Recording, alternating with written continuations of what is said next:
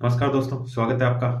कई लोगों की क्वेरी होती है कि घर में कितनी ज्वेलरी रख सकते हैं या फिर कभी इनकम टैक्स की रेड हो गई तो कितनी ज्वेलरी अलाउ है, कितनी ज्वेलरी वो सीज करके ले जाएंगे, कितनी ज्वेलरी उस अनएक्सप्लेन्ड इनकम में आएगी, अनएक्सप्लेन्ड एक्सपेंडिचर में आएगी। वो सब आज इस वीडियो में अपन डिस्कस करेंगे। दो तरीके से अपन डिस्कस कर सकते हैं।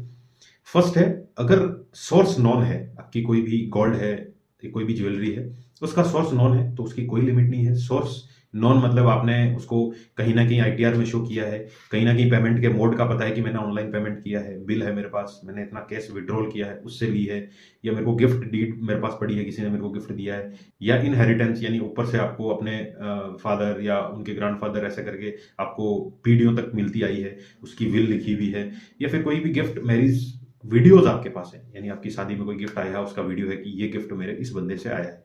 ये सारे प्रूफ्स अगर आपके पास है, यानी उसके सोर्स पता है कि ये गोल्ड कहाँ से आया, ये ज्वेलरी कहाँ से आई, तो उस पर कोई भी ऐसी लिमिट नहीं है कि इतना टैक्स लगेगा या फिर कोई सीज कर सकता है, क्योंकि वो सोर्स आपको पता है, सब आप एक्सप्लेन कर सकते हैं। दूसरा है, जो सोर्स आपको नहीं पता, आप एक्सप्लेन नहीं कर पाओ वो आया कहाँ से है, चाहे वो गोल्ड हो चाहे वो सिल्वर हो, उस केस में क्या है कि गवर्नमेंट ने एक फिक्स कर रखी है लिमिट। मैरिड लेडी के लिए 500 ग्राम है, अनमैरिड लेडी यानी बच्ची के लिए 250 ग्राम है, और मेल के लिए 100 ग्राम है। ये गवर्नमेंट ने फिक्स की है एक लिमिट। अगर आप आईटीआर में नहीं शो करें या फिर आप मेंटेन भी नहीं करें कोई कैश विड्रॉल का प्रूफ इस लिमिट तक, यानी इतना गोल्ड आपके पास है, इस लिमिट तक आपके पास कोई भी प्रूफ नहीं है कि सोना किसका है, तो भी आपको डिपार्टमेंट नहीं छेड़ेगा, क्योंकि गवर्नमेंट ने ये बोल रखा है इतनी लिमिट तक रख सकता है गोल्ड कोई भी, तो कोई इश्यू नहीं है। वहीं अगर इससे ज्यादा आता है तो फिर आपके लिए प्रॉब्लम खड़ी हो सकती है, फिर आपको एक्सप्लेन करना पड़ेगा, प्रूफ देना पड़ेगा कि ये कहां से आया है। मैं एक एग्जांपल लेके चलता हूं। मान लीजिए आपके, भगवान ना करे, सर्च सर्वे रेट कुछ हो, लेकिन अगर सर्च हो गई तो आपके पास 2500 ग्राम, 2500 ग्राम गोल्ड पकड़ा गया।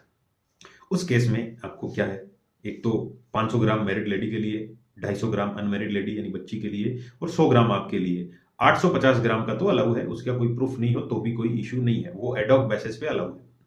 वहीं आपके पास 400 ग्राम के बिल है और पेमेंट का मोड भी अलाउड था कि इतना पेमेंट किया है, और ये जो भी रिसिप्ट वगैरह है 400 ग्राम का है, तो ये हो गए 1250 ग्राम। 2500 ग्राम में से 1250 ग्राम आपके पास है, उसके सब प्रूफ है, कोई इश्यू नहीं है। जो बाकी 1250 ग्राम बचा वो सीज कर दिया जाएगा टर्म्स एंड कंडीशन के साथ। काफी सारी ऐसी कंडीशन है कब सीज किया जाएगा, कितना प्रूफ आप कर सकते हो कि ये मेरा ही है या फिर मेरी एक्सप्लेन्ड मनी से है, मैंने अपनी इनकम से कमाया है, अपनी इनकम से खरीदा है, वो सब एक्सप्लेनेशन आपको देने पड़ेंगे।